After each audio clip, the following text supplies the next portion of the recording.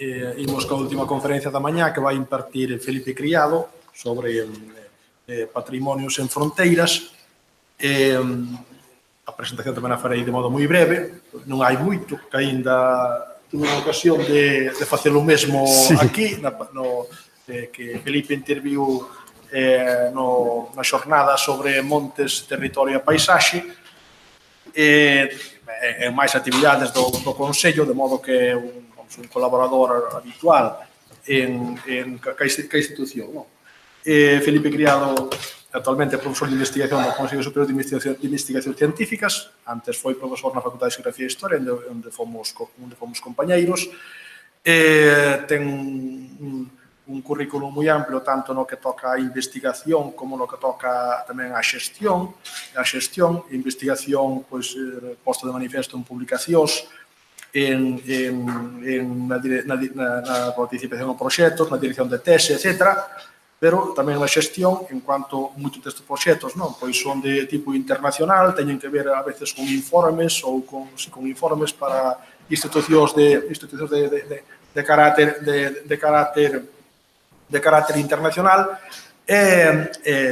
laboros de asesoría tamén no propio Ministerio de Cultura, en relación con autoridades de cultura, investigación e educación, no caso español. Por outro lado, é o director do INCIPIT, ou Instituto de Patrimonio de Galicia, que se creou gracias á súa iniciativa. É unha institución que de momento non ten edificio, pero como tal existe como tal institución e funciona. Esperemos que cando haxa máis recursos, pois vexamos construído un edificio que ten proxecto. Pero, en todo caso, repito que combina estas dúas facetas de investigación e xestión a nivel internacional, e hoxe vai nos a falar, creo que máis ben, de aspectos de xestión, que é o de patrimonios en fronteiras. Se é posible xestionar o patrimonio que está en confins distintos. Muchas gracias, Pejerto. Muchas gracias e bons días a todos. É un placer estar aquí e participar neste acto. Quero comenzar por dar precisamente as gracias por ter sido invitado. Unhas gracias que son algo máis que simplemente gracias protocolarias. Son realmente unhas verbas de apreciamento por ter sido organizado este congreso que eu ben sei que tivo moito que ver ca o desexo do anterior presidente do Consello, o profesor Ramón Villares, que tivo a súa vez que ver con unha idea moi central en él e que moi central tamén na súa etapa no Consello, que foi a de reforzar a presencia de Galicia no mundo mediante o reforzamento daqueles vencellamentos que temos sobre todo con comunidades aos que nos xungue un destino casi histórico. E iso, a súa vez, leva necesariamente a ter que plantexar unha reflexión ou incluso un problema sobre as fronteiras que separan comunidades que, no fondo, tivemos historias moi vencelladas. Esta é unha línea de traballo que entendo que o Consello sigue a potenciar, agora coa nova presidenta.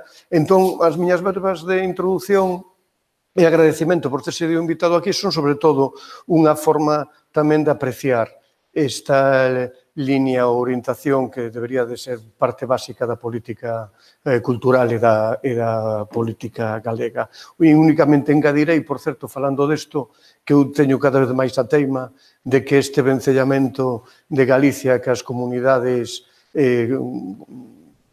da lusidade debería de facerse extensiva, aínda que non sexan, en este caso, comunidades da lusidade, debería de facerse extensiva a un pobo con que nos tamén nos vencellan lazos moi fortes. Estou a referir a Irlanda. Creo que sempre me gusta repetir ou insistir, creo que se Galicia tivera política cultural, social, que tal vez non teñamos de todo, unha parte básica desa política debe ser o reforzamento dos lazos con Irlanda por motivos, ademais, moi estratégicos que contribuirían tamén, sin dúbida, a favorecer o propio destino de Galicia e do norte do Portugal. En este contexto, a miña charla de hoxe ten este título que, en realidade, aunque fora anunciada desta forma, implica un subtítulo que este outro.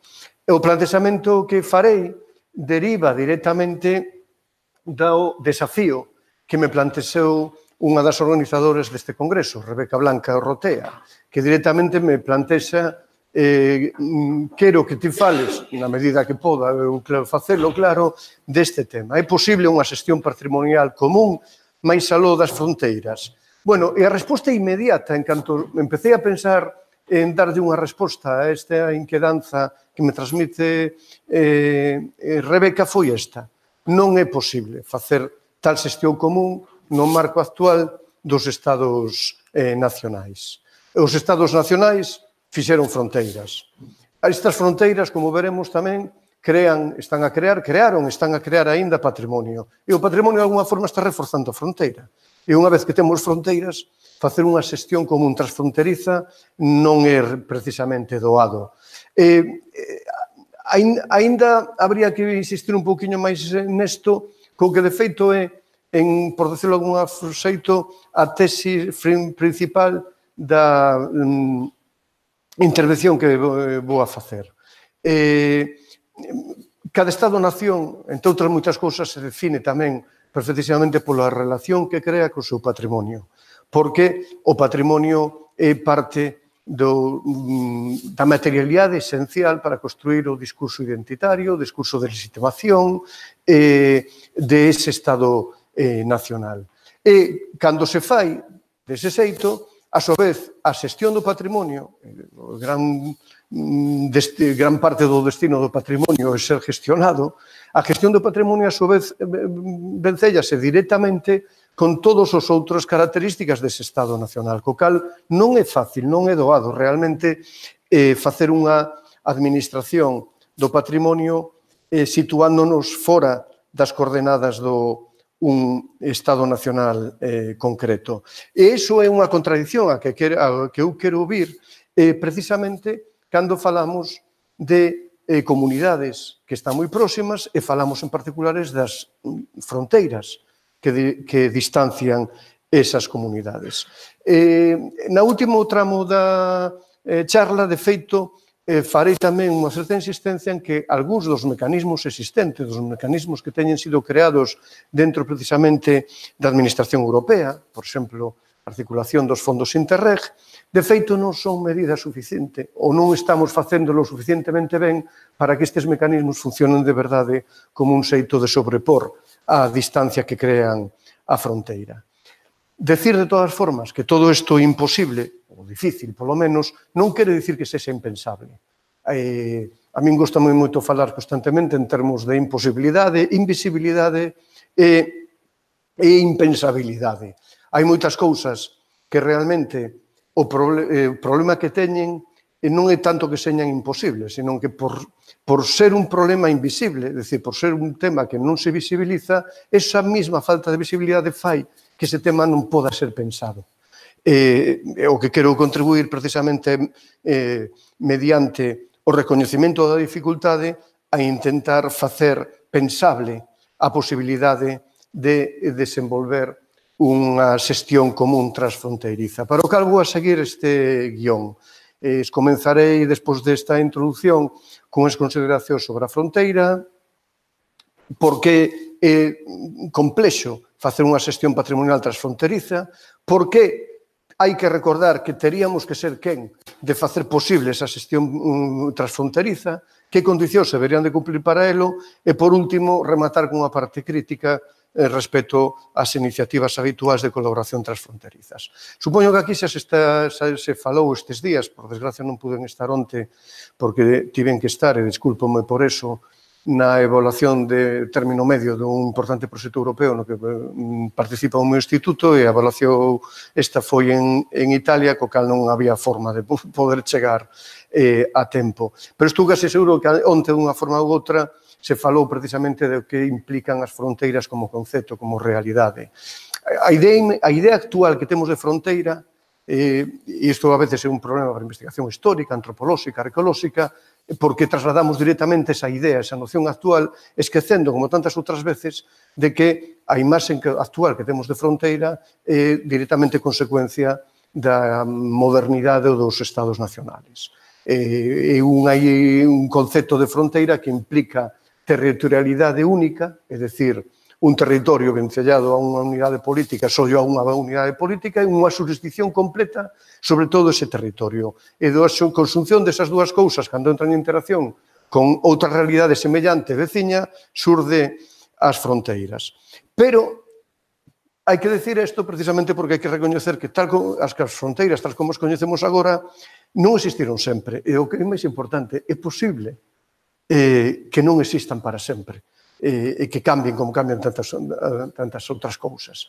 Antes realmente dos estados modernos, e aquí insisto nos estados modernos son non só séculos XIX e XX, sino nos seus antecedentes inmediatos, calquera cousa que podemos chamar fronteira era realmente unha relación moito máis líquida. Implicaba en relacións moitísimo máis líquidas. Por exemplo, cando un ve a distribución de etnias, en este caso trouxe un mapa de Perú, pero podía telo traído da cuenca do Amazonas ou podía telo traído de África ou da India. Cando un ve a distribución de etnias, de falas, de linguas, en contextos totalmente premodernos, preestatales e demais, decátase precisamente desta licuidade que teñen as fronteiras, que é algo moi semellante ao que ocurría, que hai máis no medio, con na historia antigua, protohistoria e prehistoria de calquera parte, particularmente en Galicia. Cando un vai a ver os chamados povos prerrománs da Península Ibérica, concretamente os galegos, máis ou menos podemos ubicar onde estaban, pero é imposible pensar que eses povos se constituían como territorios estables e fixos como os actuais, con fronteiras ben definidas entre elas. Mais ben, o que pasa, antropolóxicamente, etnográficamente, se detecta que a fronteira va coa persona, a pertenza va coa persona. Entón, unha comunidade está ali onde están as súas persoas, que non necesariamente están todas xuntas no mesmo sitio, poden estar entremezcladas con outras persoas distintas.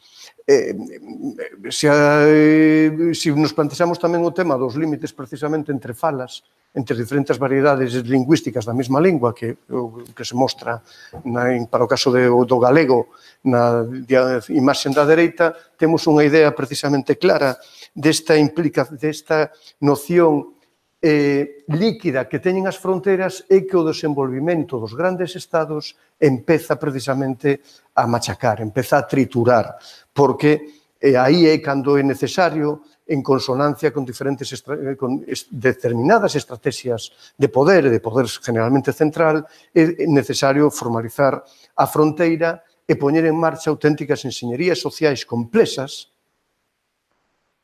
para crear fronteiras. E mediante a creación desas fronteiras, non só controlar os de fora, sino algo que se tende a esquecer moitas veces é que tamén para controlar os de dentro.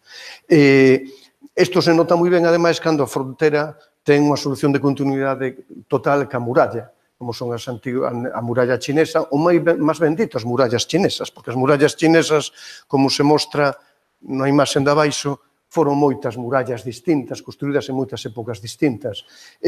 Ca desculpa de proteger o imperio dos bárbaros do norte, realmente o que se fixo aí foi poñer en marcha unha enxeñería social de control, de dominación das propias comunidades de un. Entón, non só se trata de... Isto está a ocurrir cada vez máis, tamén cos novos muros que nos estamos de novo especializando en facer, se xa un muro que divide Israel dos territorios palestinos ou o muro actualmente xa existente que separa a fronteira norteamericana da mexicana e non digamos a fantasía de Trump de construir o muro. Son feitos arquitectónicos que se fan contra o que está fora, pero que se fan de feito para reforzar a identidade, para reforzar tamén os sistemas de control e de sociabilidade dos que están dentro. E aquí un pode decir, bueno, volto á idea de fai un momento, as fronteiras, se algo nos ensina a historia, é que as cousas que non existiron sempre non hai por que pensar que vayan a seguir existendo para sempre. O cambio, a evolución, non se parou por chegar ao momento da historia no que estamos. Hai que prever perfectamente que cousas que hoxe damos por sentadas podan en 10, 20, 30, 50 anos ser totalmente distintas. Agora ben, existe no caso precisamente das fronteiras evidencias de que o modelo actual de fronteiras va a cambiar. Pero non quixera aquí caer nunha especie de optimismo ingenuo pensando que isto vai a abrirlle paso a unha noción progresista, internacionalista de fronteira, como na que, no fondo, esta intervención sobre o muro de Palestina está marcando. Non, máis ben, o proceso de cambio que están a vivir nos próximos 20 anos as fronteiras, está marcado pola tremenda contradición de que os actuales Estados-nación estánse pechando para controlar e evitar o movimento de persoas, mentras, en cambio, ninguén discute a libre movimento de capitais. Isto fai un tipo de fronteira totalmente distinto a moitas das históricas. Como evolucionarán as fronteiras? Eu, cando plantexo este tema, me gusta facerlo con este exemplo, que pode parecer que non ten absolutamente nada que ver. Fai 30 anos, a carreira espacial, a conquista do espacio, era un tema no que competían os dos grandes potencias hegemónicas, e eran proxectos estatais. A NASA, a Agencia Espacial Norteamericana, o Ejército norteamericano contra a Agencia Espacial soviética. Isto está cambiando dunha forma que, de algún modo, sirve como metáfora de como cambiarán a realidade dos estados, das nacións, tamén das fronteiras no futuro. E topamos unha situación onde, en Occidente, no antigo bloque occidental, neste momento, realmente, o punto casi máis innovador na carreira espacial o están levando empresas privadas. Se esa empresa de Elon SpaceX, a de Elon Musk, ou a Virgin Aeroespaciales, a empresa de Richard Branson. Frente a elo, paradójicamente, en cambio, son os novos estados con vocación totalmente hegemónica os que plantexan proxectos espaciales de vocación claramente nacional. Se é o caso dos chinos ou se é o caso da India. Nesta contradición actual, que cambia totalmente a cartografía do que era a carreira espacial fai 30 anos, vemos claramente o dilema, a contradición entre os dous grandes modelos que van entrando en liza, deixándonos posiblemente aos ciudadanos e ciudadanas normais a pé precisamente perjudicados. A contradición é de un bloque que se organiza máis ben como corporacións económicas transnacionais orientados por unha política totalmente neoliberal frente a outro bloque que reforza o modelo de Estado nacional para competir precisamente con ese bloque. A impresión deso e unhas das razóns polas que insisto nesto é para remarcar por que precisamente necesitamos superar as fronteiras, porque a contradición deso é que estamos a perder, en Europa en particular, estamos a perder aquela, está sendo discutido aquelo, é dicir, o Estado, que máis nos podería chegar a deixar xugar un rol importante dentro da xeopolítica internacional. Unha vez que temos fronteiras, neste momento a xestión patrimonial transfronteriza tórnase difícil. Por qué? Porque unha vez creadas as fronteiras, estas se reforzan. Por decirlo de alguna forma, as fronteiras producen fronteira. Isto quero mostrar facendo un rápido vistazo sobre estas diapositivas. Estas fotografías aéreas. Que son? Vou a repetilas e van no ver inmediatamente. Isto é a fronteira entre Uruguai, Brasil e Argentina. A fronteira ven por aquí. Se pode apreciar inmediatamente como en un territorio que é exactamente o mesmo, o mero feito de escribir unha fronteira introduciu patróns de poboamento, patróns de uso do chan, modelos de propiedade que modifican totalmente eses territorios para crear tres paisaxes culturales distintas. Isto que é unha diapositiva da zona de Iguazú o mostra tamén de novo perfectísimamente.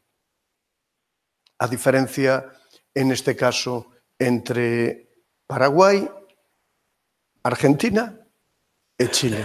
Teño un outro exemplo. Este é un caso donde o que vemos é a frontera entre Paraguai,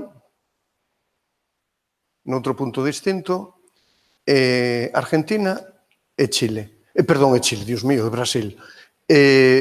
Vese, por exemplo, non só diferentes tipos de uso do chan, sino que en usos do chan de carácter intensivo que se diferencian perfectamente deste, sin embargo, se ve como parcelario e de xeito totalmente distinto. Se vamos á fronteira norteamericana con México, isto é ainda máis viable. Fixadevos aquí, onde está a frontera entre Estados Unidos e México. Mirade como cambia totalmente. Vamos a mirarlo máis de cerca. Este exemplo bastante, aí tedes a frontera neste caso, a parte norteamericana e a parte mexicana. Estamos falando de territorios que son, desde o punto de vista ambiental natural, exactamente iguales. Pero o proxecto político que implica a construción da fronteira fai que eses territorios evolucionan. Isto é a fronteira entre México e Estados Unidos noutro punto distinto, coincidindo, me parece que nun punto que coincide con Río Grande, a verdade, xa non me acordo ben. E fixadevos como a marxe esquerda do río, a marxe dereita do río son totalmente distintas. Claro, unha vez que se crean este tipo de realidades, as cousas tornanse moi difíciles de cambiar. Hai unha lógica que fai que sexa, de feito, unha proposta ideal, encomiable, facer unha xestión común, pero na práctica temos unha tradición xa creada, uns modelos de gestión, uns proxectos políticos tan distintas que dificultan, e seríamos insenuos se non o recoñecemos, que dificultan esa lógica común. A min esta lección ensinoume fai varios anos o inicio do desenvolvemento precisamente da tesis de Rebeca Blanco, que entendo que onte falou algo deso, aportándome un exemplo precioso do tema. Cando Rebeca empeza a facer a súa tese sobre as fortalezas transfronterizas entre Galicia e o norte de Portugal, unha das grandísimas sorpresas que ocorren, que se ven enseguida, é que en unha parte da fronteira, a galega, onde parecía que non había fortalezas, había moitísimas. A min esta imaxe que comentarei agora, que veu da tese de Rebeca, me sorprendeu aínda moito máis porque, como rapaz, ou como adulto, mellor dito, recordaba as miñas vivencias e impresións de rapaz, donde cada vez que pasaba ao norte de Portugal vía unha paisaxe de castelos e fortalezas que, en cambio, non veía da parte galega. Os estudos que empeza a facer Rebeca e que empezan a facer o proxecto transfronterizo de fortalezas mostran de repente que non só en Portugal había máis fortalezas incluso das previstas, sino que ademais os había na parte galega. Que pasa aí? Que como o patrimonio basease constantemente no uso, no aprecio social e na relación que os elementos do patrimonio teñen ca identidade e ca memoria, a un lado e outro da frontera de Portugal, a forma como se trata o patrimonio das fortalezas, o patrimonio dos castelos, é totalmente distinto. En Portugal, de feito, este patrimonio de fortalezas é a materialización da gesta nacional que é a independencia e a creación ao final do Estado Nacional. E, polo tanto, a visibilidade, a monumentalidade dos restos non só é obvia, sino que, además, a socialización que ocorre en torno a estes restos é constantes. Hai festas, hai acontecimentos, pasan cousas. Mentras que en Galicia Estes restos son, en cambio, restos dunha guerra perdida, co cal os restos se invisibilizan, se perde a memoria. Isto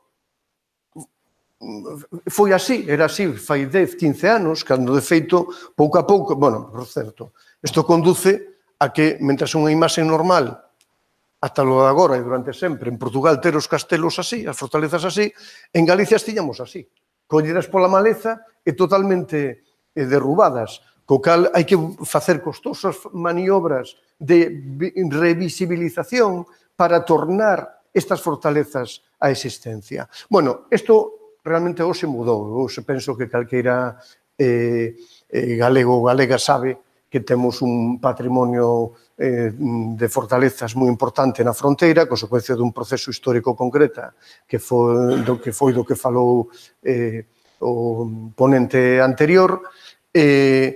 Isto ahora se sabe, pero se sabe precisamente polo traballo que se fixo nos últimos 15 anos, tanto de investigación como de reapropiación e de apreciamento dun patrimonio que antes estaba invisibilizado, que non se coñecía, que non se estaba apropiado socialmente e que, no fondo, era un patrimonio oculto e demais.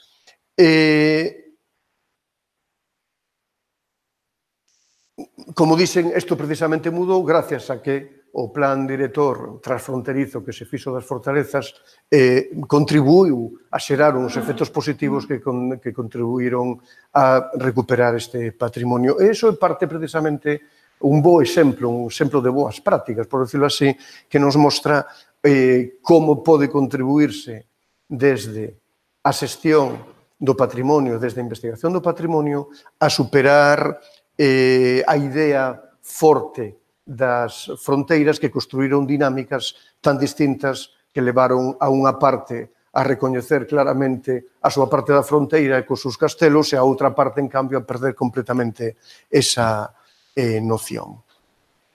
Vamos, entón, basándonos no anterior, quero plantexar a necesidade, por que é necesario, pese a esta dificultade, facer unha xestión común das fronteiras. Eu diría realmente que isto daríase por algo que podo chamar o imperativo político, que me parece que é inmediatamente recoñecible por todos os presentes, e outra cosa que chamaría imperativo ontolóxico. O imperativo político ten que ver directamente con isto. Si é que nos queremos tomar en serio aínda a idea da construción de unha Europa comunidade política, temos que traballar todavía sobre as fronteiras e temos que traballar con unha idea moi concreta, que é intentar licuar as fronteiras. Por desgracia non é o que está a pasar. Podría ter sido máis fácil traer unha foto do Frente Nacional francés, dos movimentos no fascistas en Italia, pero, bueno, hai que saber ver tamén as cousas que lle pasan a un, co cal posiblemente o máis oportuno é traer agora mesmo aquí unha foto de Vox. Isto non é o que está pasando. Estamos vendo como as fronteiras están reproducindo con especial forza e os efectos que teña o Brexit máis aló os efectos que teña directamente sobre o Reino Unido, sin dúbidas van a xerar un efecto como un castelo de naipes no proxecto da Unión Europea. Eu sempre poño unha anécdota que a audiencia poderá pensar que é exagerada, pero totalmente clara. Eu, como vos pasaría a todos vos, fai non tantos anos, cando salía de viaxe por Europa, se te acordabas, levabas o carné de identidade. E punto. Agora, cando saio de viaxe por Europa, polo que poda pasar, collo o pasaporte, porque xa non sei onde me van a pedir o pasaporte. Teño levado sorpresas de chegar, sobre todo se hai un cambio de voo ou algo parecido, de chegar a un sitio onde de repente tens que enseñar o pasaporte. Eso é o que nos está pasando. Pero aínda hai que decir, bueno, é esa Europa que queremos? Ou queremos unha Europa como unidade política forte? Se quere eso, temos que traballar sobre as fronteiras, no sentido de licuar as fronteiras. En segundo lugar, eu marcarei o que chamarei o imperativo ontolóxico, que se basa en recoñecer o que tamén podemos chamar a ontoloxía da fronteira. Porque a fronteira, ao mesmo tempo, como veño insistindo hasta aquí, que é unha liña que constitúe identidades excluíntes a un lado e a outro, ao mesmo tempo a fronteira sabemos como realidade social, como realidade antropolóxica, que é realmente un algo máis complexo, é un espacio de interacción, un espacio rede no que se conxugan as identidades e os agentes sociales dun lado e do outro da fronteira. Por decirlo de alguma forma, unha fronteira de feito non é unha línea, aínda que o Estado Nacional moderno as plantese como línea. Unha fronteira é un espacio buffer, un espacio de intermediación. É dicir, eu creo que hai que propor aquí facer unha aproximación simétrica á fronteira. En arqueoloxía, antropoloxía e en algunhas outras ciencias está sendo cada vez máis importante facer o que chamamos aproximacións simétricas, que son aquelas que en vez de insistir nas formas excesivamente deterministas e determinadas de reforzar as dualidades constituíntes da modernidade, decátanse de que estas dualidades son mecanismos de pensar, de formas de pensar, que implican sempre as dúas pares da dualidade. Co cal, cando temos unha dualidade, non hai que coller entre blanco e negro. O feito de plantexar a dualidade entre blanco e negro significa que nos movemos nun espacio de pensamento que está determinado polos dous lados. Cando se fai iso, poñemos en marcha o que se chama unha aproximación simétrica. É dicir, xa non nos temos que dar co unha parte ou outra, da arriba ou da baixo, da esquerda ou da dereita, o negativo ou positivo da dualidade, senón que temos que facer unha visión complementaria do mundo que esa dualidade describe, sabendo que non clasifica o mundo un lado e a outro, senón que empecha o mundo que se describe dentro precisamente do contorno completo da dualidade. Esa é unha aproximación que é especialmente relevante doada para pensar as fronteiras, porque máis aló da línea moderna, da línea do Estado Nacional, son espacios buffer, espacios líquidos, espacios onde ocurren cosas distintas ás que pasan 30 kilómetros máis abaixo ou 30 kilómetros máis arriba. Entón, se é así, temos que plantexarnos como é pensable a xestión común da fronteira. Aquí volvo a facer miñas as palabras de Rebeca Blanca na presentación destas jornadas. O plantexamento sería de que en vez de actuar directamente sobre obxetos, temos que intentar actuar sobre conceptos comuns que nos podan permitir manexar, interaccionar cos obxetos, é dicir, cas realidades, en este caso realidades patrimoniais que están un lado ou outro na fronteira, distinto.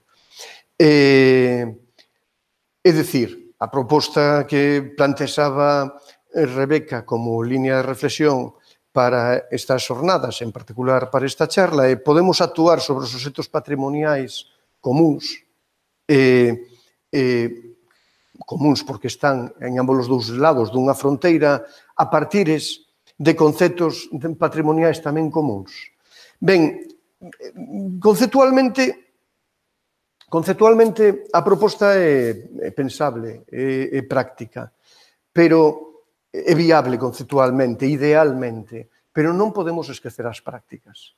E as prácticas nos din, sobre todo cando os reviso desde a experiencia que eu podo aportar aquí, as prácticas nos din que por moito que teñamos conceptos comuns, a forma como esos conceptos son levados á práctica en contextos administrativos, en contextos políticos, incluso en contextos sociais distintos, é totalmente diferente. Esta é unha experiencia que eu comparto, prefiro non ser ingenuo, porque desde o meu actual rol como presidente dunha asociación europea que ten que estar traballando constantemente con unha idea transnacional, con unha idea europea, incluso transeuropea, de fenómenos que teñen que ver tanto coa actividade e a profesión arqueolóxica como co patrimonio arqueolóxico, ten claramente unha vocación internacionalista deste tipo. Pero todos os días teño exemplos que me mostran que máis vale non ser ingenuo, que aunque estemos sendo quen de construir conceptos comuns entre os compañeros dun país, de outro máis e de outro máis, e sexamos incluso capaces de dialogar manexando esos conceptos, entre todos nós, cando chegamos á realidade concreta da xestión patrimonial neses países, esos conceptos non axudan moito. Non fai moito tempo nesta sala, de feito, ao rematar unha intervención, os compañeiros da audiencia me plantexaban que é o que pode facer a Asociación Europea de Arqueólogos e Arqueólogas, que é a que eu presido, para limitar, correxir, evitar o grandísimo problema que temos de destrucción, esquilmamento do patrimonio arqueolóxico en todas partes. A resposta que lles din, penso que lles resulta tremendamente frustrante. E o sería se non fora porque un é posibilista e pode pensar máis algo delo. O certo é que non podemos facer nada, porque a nivel das instancias europeas non nos podemos baixar realmente fora de protestas simbólicas, non nos podemos baixar a un nivel de práctica onde podamos generar efectos positivos. Isto ten que ver tamén bastante, hai que recoñecelo con que un dos principios básicos, que supoño que tamén teria aparecido onte aquí, un dos principios básicos da construción da unión política é o principio de subsidiariedade, que quere decir que ningún nivel ou instancia superior vai a facer nada que teña que ser feito a un nivel inferior. Es dicir, os concellos teñen que facer o que se fai a nivel, poden facer os concellos, as rexións o que poden facer as rexións, as nacións ou nacionalidades o que poden facer as nacionalidades, os estados nacionais o que poden facer os estados, e, por último, Europa solamente fai aquelas cousas que non se poden facer noutros lados. Por definición, unha administración de patrimonial en Europa será sempre precisamente unha administración claramente afectada por o principio de subsidiariedade. En Europa non se van a crear mecanismos comuns que rompan o principio de que cada comunidade ten que ter contas dos seus problemas. Un pode chegar e decir, vale, pero que todos temos un problema común que non é a destrucción de tal xacemento arqueolóxico fortaleza en tal parroquia de Portugal ou de Galicia, sino que temos o problema común da destrucción sistemática de patrimonio en toda Europa e, polo tanto, iso require unha normativa xeral. Pero, máis aló de esa aproximación teórica ao problema, a práctica segue estando filtrada polos estados nacionales. Por decirlo de alguna forma, non descubro o Mediterráneo en ninguén dos presentes. Realmente, mentras os estados nacionales non fagan unha cesión de autoridade, de competencias, de autonomía, en prol da construción de unha unidade política europea, moitos destes problemas van a quedar simplemente no entorno do ideal. Isto é algo tamén que, como investigador galego, que traballo en Galicia moitas veces, por mor do tipo de investigación que fago, en momentos onde Galicia e Portugal non existían, os problemas que temos son comuns, están máis a los das fronteiras. Pero como investigador que traballo os problemas comuns, me atopo constantemente os efectos negativos da construción da fronteira. E acabo de catarme que me esquecín de meter aquí unha imaxe para ilustrar isto, perfecta. Quería ter traído unha imaxe da gigantesca, descomunal campo de Mamoas, da Serra do Lavoreiro, que é un fenómeno realmente increíble en termos da prehistoria do Europa Atlántica. A densidade de Mamoas que temos no Lavoreiro, tamén o volumen total de construción que esas Mamoas implicaron, é algo asombroso. É imposible ter, neste momento era o mapa que quería traer, é imposible ter de feito un mapa conxunto deste fenómeno que non entende de fronteiras, porque é algo que ocurriu fai 5.000 anos, cando non había ni siquiera un sono de fronteiras. Neste momento ni siquiera somos quen de poder producir ese mapa con facilidade. Incluso non se trata simplemente de que bueno, algún investigador galego, algún investigador portugués ou algunha equipa galego-portuguesa podería facer esa catalogación.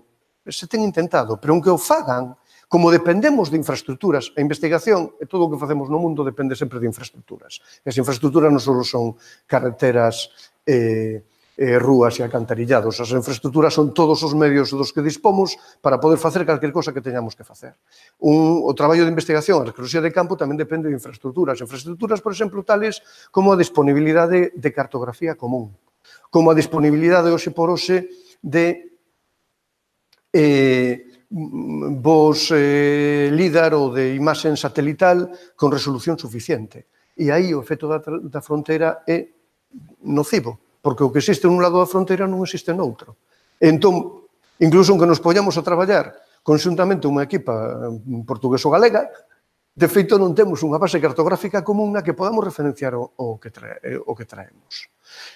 Entre todas as moitas cousas que se poderían decir que necesita un proxecto de liquificación da fronteira, precisamente, posiblemente, unha prioridade moi clara sería ter metido investimento, cartos, fondos na generación dunha cartografía común transfronteriza para Galicia e Portugal, para Portugal e o resto de España. Ese é o que quería mostrar con esa diapositiva, que, sin embargo, esquecinme dela. Insisto, podemos construir operadores conceptuais comuns. Unha asociación como a nosa, European Association of Archaeologists, construe constantemente operadores conceptuais comuns. É dicir, establecemos políticas, facemos statements, definimos protocolos metodolóxicos, definimos estándares. Os nosos estándares sirven para que os membros os empreguen e os outras moita xente que se move na comunidade arqueolóxica europea e non só europea, pero que non son membros, tamén podan amparar as súas prácticas en que, e que o que di a Asociación Europea sobre tal tema é isto. Pero non é suficiente. Hai que chegar a propostas máis concretas. E no caso concreto do patrimonio, hai dúas propostas que, por un lado, hai que analizar e ter sempre presente, pero ao mesmo tempo hai que superar. A primeira proposta, o primeiro instrumento claramente europeo para facer unha gestión baseada en operadores conceptuais comuns é o que coñecemos como o Convenio da Valeta, ou tamén chamado Convenio de Malta. É dicir, o convenio que no ano 1992 o Consello de Europa promove para establecer as liñas xerais da protección do patrimonio arqueolóxico en Europa. Este convenio tivo uns efectos importantísimos na profesión arqueolóxica e, por lo tanto, tamén na xestión do patrimonio arqueolóxico e na xestión do patrimonio cultural.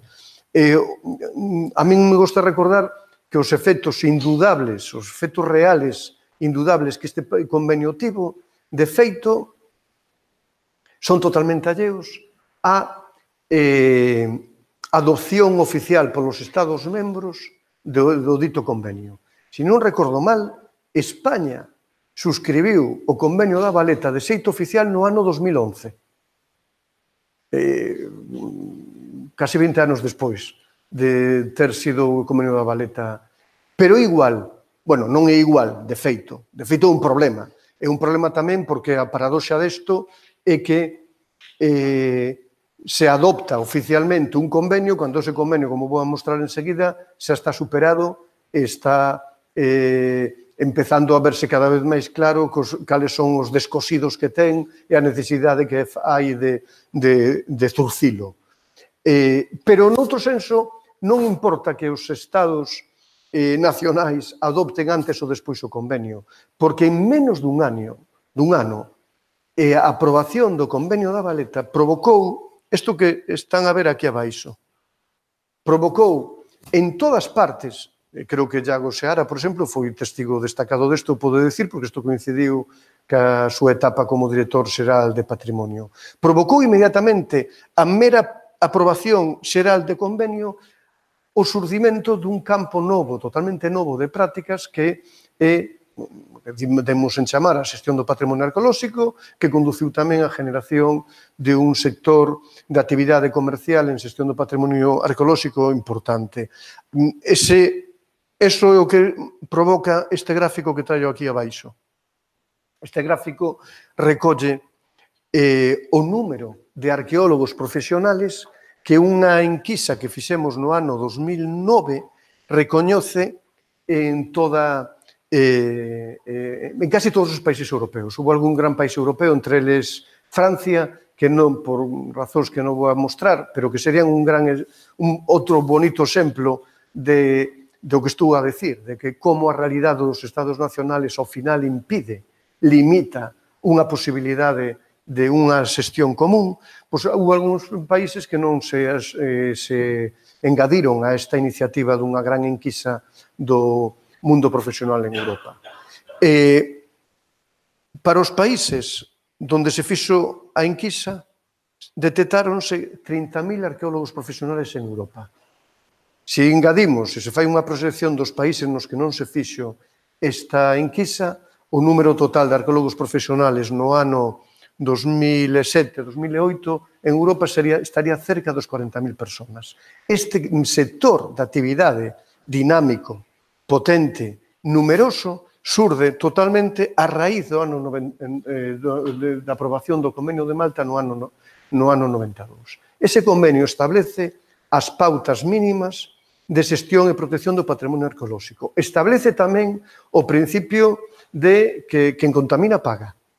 E entón, a partir da aplicación xenérica dese principio, se fomenta o desenvolvemento dun sector profesional porque calquera operación, de xeito que fora, que afectase elementos arqueolóxicos, tiña que pagar polos traballos arqueolóxicos de recuperación, de sustitución dese patrimonio.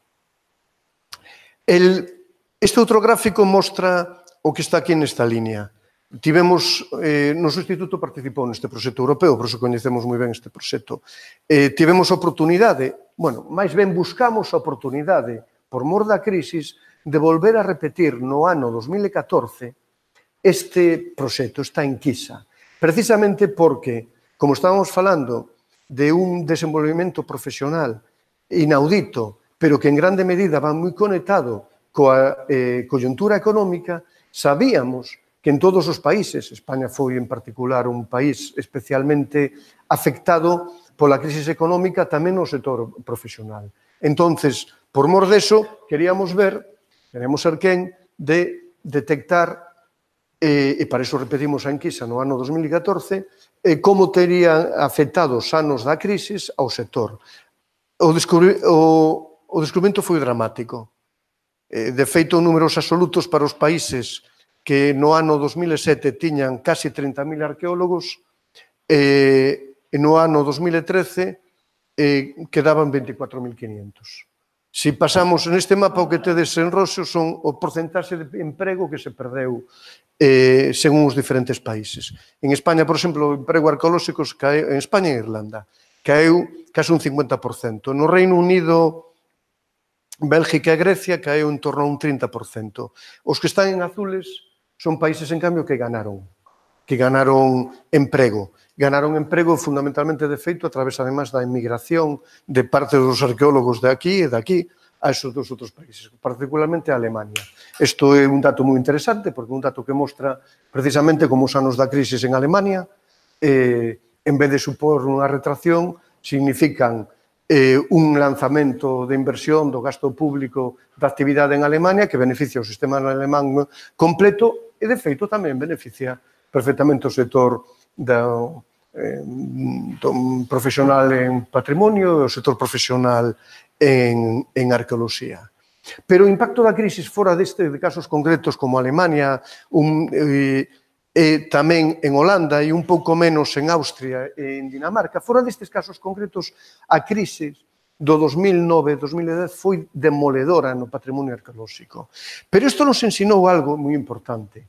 Isto nos ensinou que, de feito, o modelo de gestión que se fai e que establece o Convenio de Malta é un modelo que tivo moitísimas ventaxes e que o gran problema que tivo é que nunca houbo quen que fora de ver os problemas que ese modelo de xestión tivo.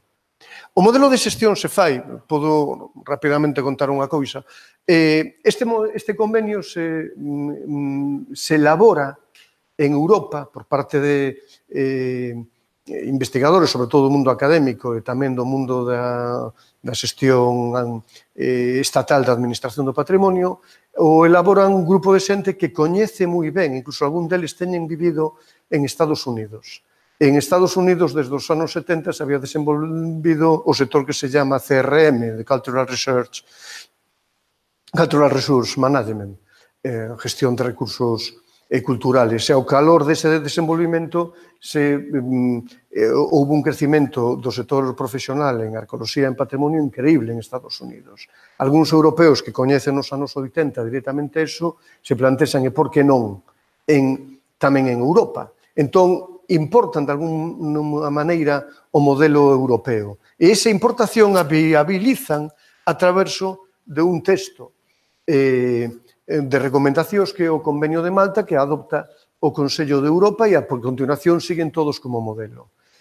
Pero o que esta xente, este convenio non tivo en conta é que o mesmo motivación que facía un éxito o que abría as portas ao desenvolvemento profesional e comercial de arqueoloxía e do patrimonio contiña un grandísimo peligro dentro dele. É un peligro que ten que ver con algo que agora sabemos. Cando se cumplen 25 anos da aprobación, cando se cumpliron nos 2017, cando se cumpliron dos 25 anos da aprobación do Convenio da Valeta, podemos empezar a revisar a fondo, iso foi algo tamén aí fixo, as implicacións da Valeta. E enseguida aprendimos unha cousa. Aprendimos que todo bo que tivo o Convenio da Valeta para promover o desenvolvemento profesional en arqueoloxía, sin embargo, pechaba moitas condicións negativas e moitas desventaxes porque volvíase sistemáticamente a espalda a un modelo de patrimonio máis social, máis pegado a como a comunidade usa o patrimonio, máis pegado aos valores que a xente ten respecto ao patrimonio.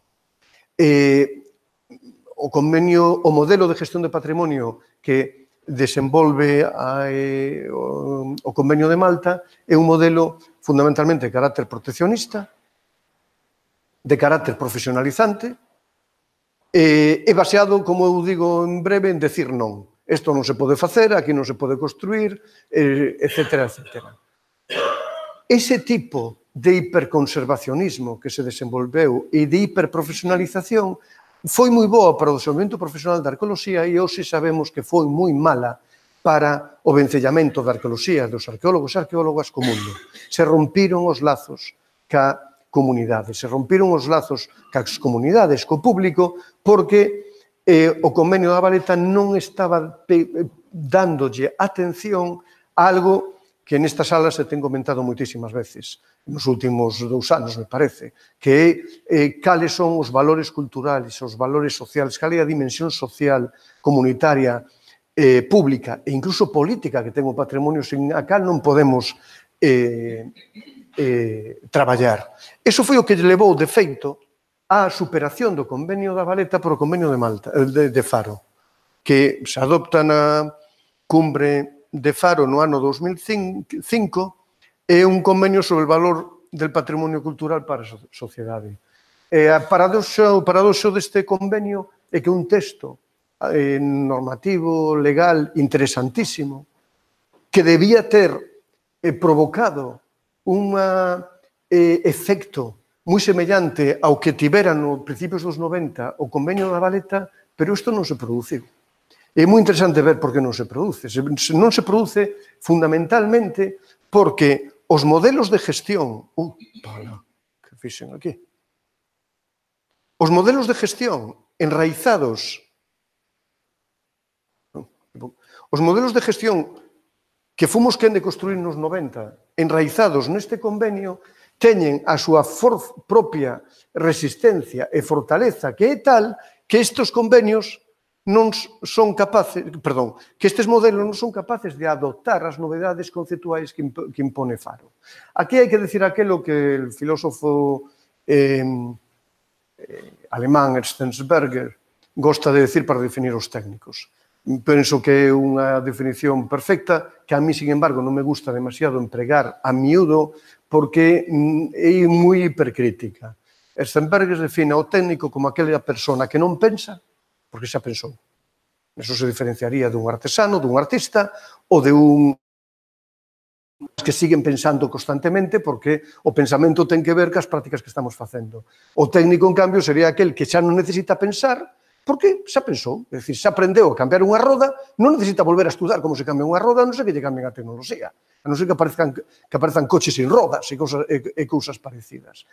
Ese feito temos, isto é algo que hai que decir, en toda Europa, porque a veces aquí, e concretamente nesta sala, poñemos muitísimo os énfasis na crítica inmediata ao modelo de administración que temos en Galicia.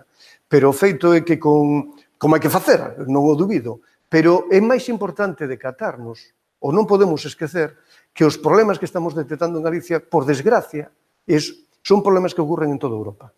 En Portugal, en España, en Francia, en Alemania, en calquera país. E ese problema ten que ver co que o modelo administrativo que construímos aquí e neste momento con base en isto ten a suficiente inercia e forteza para non ser quen de adoptar o que ven agora máis tarde. Por iso é importante, uns compañeros do Instituto, David Barreiro e outros compañeros, veñen de publicar un interesantísimo artigo que a valeta despois, máis allá da valeta, é dicir, como podemos facer, que hai que empezar a facer. Bueno, como non vamos a vir a que hai que facer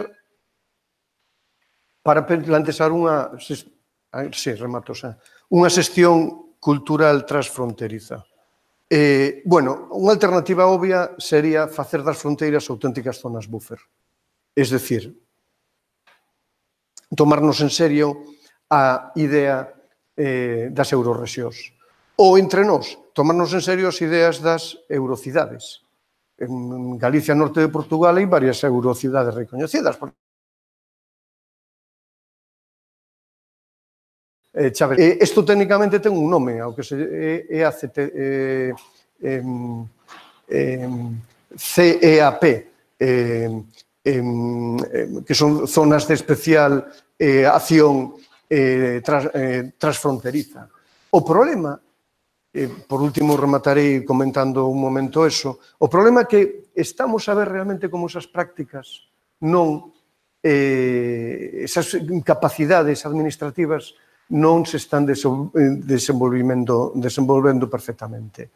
Incluso esta idea da fronteira como zona buffer, como rexión, no que pasan cousas sería unha forma de incorporar o mar. Eu digo por recoller o envite que me facía onte na presentación deste congreso Georgina Benros de Mello, que plantexaba, bueno, pode ser o mar tamén un espacio de interacción.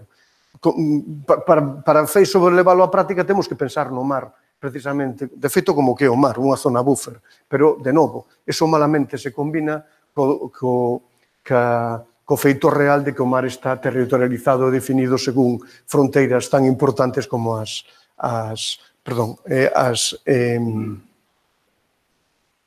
da terra. AEC, Agrupación Europea de Cooperación Transfronteriza. Eso é o que teóricamente está establecido, pero na práctica está sin funcionar.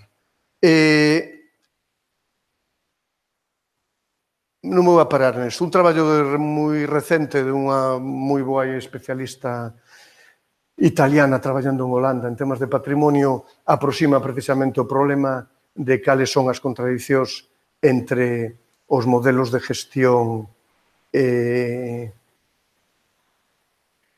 actuales a niveles do Estado nacional, dos Estados nacionales, en que medida eses modelos están moi orientados por políticas neoliberales e como incluso cando se cuestionan esos modelos, paradóxicamente seguimos reforzando o modelo neoliberal. O traballo tedes aí resumido as cousas máis importantes do mesmo, porque a min gustoume traerlo a colación porque realmente aquí nos plantexa un dilema tremendamente importante. Realmente, o problema que temos é que os estados transfronterizos non ian facer unha xestión común dos seus límites debido precisamente á súa propia identidade, á súa propia forza como Estado-nación. Pero se se fai de outro xeito e Entón, diluímos a idea precisamente do Estado e caemos, en cambio, como comentaba antes a raíz do exemplo espacial, caemos nun reforzamento do proxecto político neoliberal de enfebrecemento ademais do Estado. Quero rematar víndonos a Galicia e fixen para esta charla un análisis rápido das convocatorias Interreg. Das convocatorias, bueno, concretamente en o programa de cooperación transfronteriza Galicia Norte de Portugal, chamaselle POCTEC. E quería plantexar aquí dúas cousas, porque además como estamos con compañeiros e compañeras portuguesas, é importante ter en conta. Aquí tedes as cifras de investimento destes programas no programa operativo anterior, en azul, do ano 2007 ao 2013, e en naranxa, o actual programa operativo actualmente vixente, que é o programa 2014-2020. Unha primeira cousa que me chamou a atención, que coñecía, porque cando facemos proxectos deste estilo sempre atopamos o mesmo problema, entón quería poñerlle cifras ao problema para ver o que pasaba. Un dos problemas que nos atopamos na práctica, seguro que Luís ou Rebeca o saben perfectamente, é que para facer o mesmo, a parte portuguesa conta con bastante menos recursos que a parte galega. Quería poñerlle cifras ao problema, e cando me dediquei estes últimos días a cuantificar os investimentos dos proxectos transfronterizos e dividilos entre Galicia e Portugal, me atopo que tanto no programa operativo anterior como no actual, para os mesmos proxectos, o investimento galego é case o triplo do investimento que hai en Portugal. Isto, técnicamente, ten unha justificación, porque como os proxectos teñen que ser cofinanciados con as aportacións europeas, teñen que ser cofinanciadas con cartos nacionais, aparentemente, incluso o que nos din os colegas portugueses, é que a razón de que o POCTEC en Portugal teña unha terceira parte menos de recursos do que ten en Galicia é que a capacidade de financiamento do lado portugués é máis limitado. Non dubido que será así, pero o que eu quero resaltar é precisamente a dificultade de facer proxectos transfronterizos onde unha parte ten 3 euros por cada euro que ten a outra parte distinta.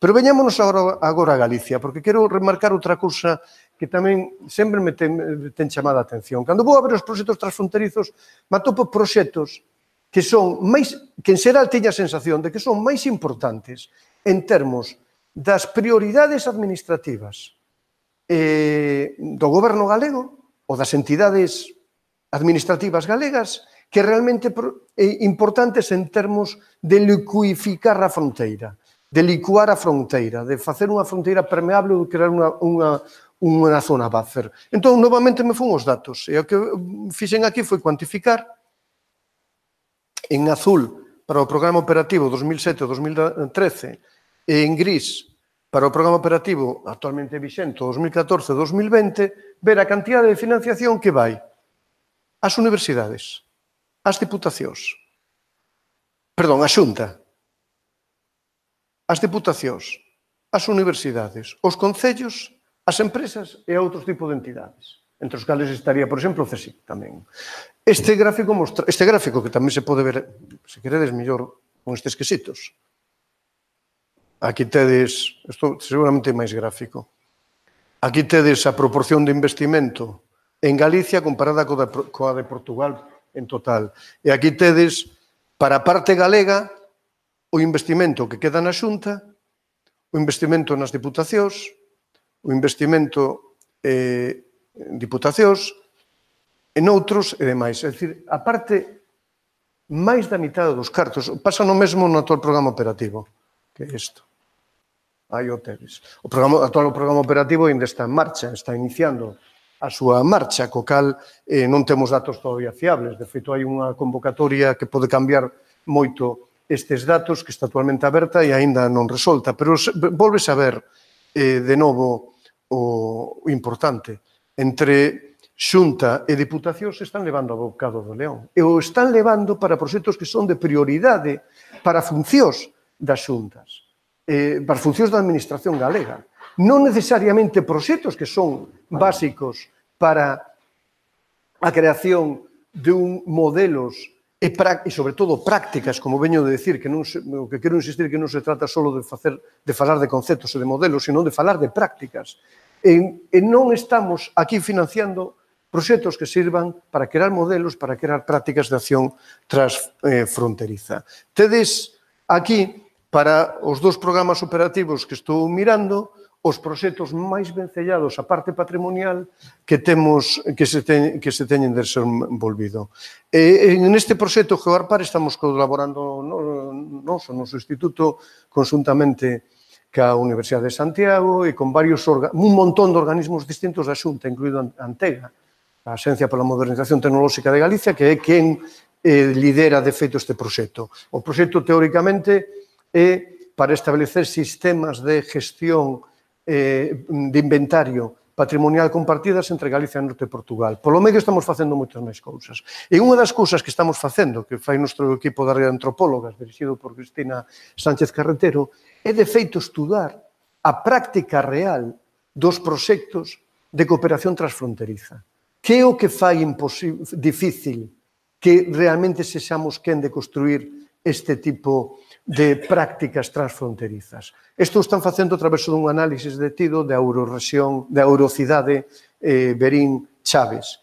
É un traballo en marcha. Se for un traballo rematado, tería cedido o meu lugar aquí para falar aquí a Cristina para que comentase realmente as consecuencias deste traballo que aínda non están apenas máis que aflorando. Pero daqui a un ano sabremos algo millor a través de investigación antropolóxica e etnográfica de campo nos sitios, sabremos hasta que punto estas prácticas tipo eurocidade, tipo agrupacións transfronterizas, etc., son puramente retórica. Retórica que está, sobre todo, servindo para sacar proxectos que resolven prioridades moi localizadas, moi propias de cada parte, de xestión e de administración, e que sirven, como suelen servir todas estas cousas, para desenvolver, de feito, unha red de clientes, de servicios, moi relacionados con a satisfacción desa convocatoria, pero non tanto para ser quen de respostar aos grandes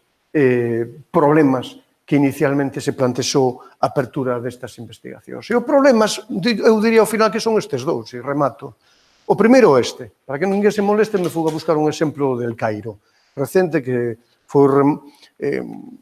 En el Cairo están tirando un barrio histórico completo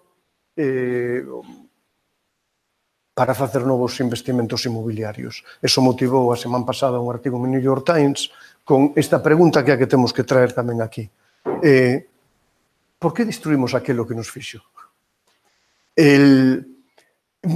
O artigo pon a cousa dicindo, bueno, é que en vez de impostar modelos de desenvolvimento, neste caso urbanístico, alleos, o que tería que facer as autoridades egipcias, as autoridades galegas, as autoridades portuguesas, é volver cara a súa xente a preguntarle que é o que necesitas. Mirar para dentro en vez de mirar para fora. Esta mirada simétrica entre o dentro e a fora é a que me permite rematar isto con esta outra imaxe, que ten tamén, en definitiva, que ver ca fronteira. Mentras estamos a falar, esta caravana segue avanzando cada Estados Unidos. Que vai a pasar cando chega a fronteira de Estados Unidos?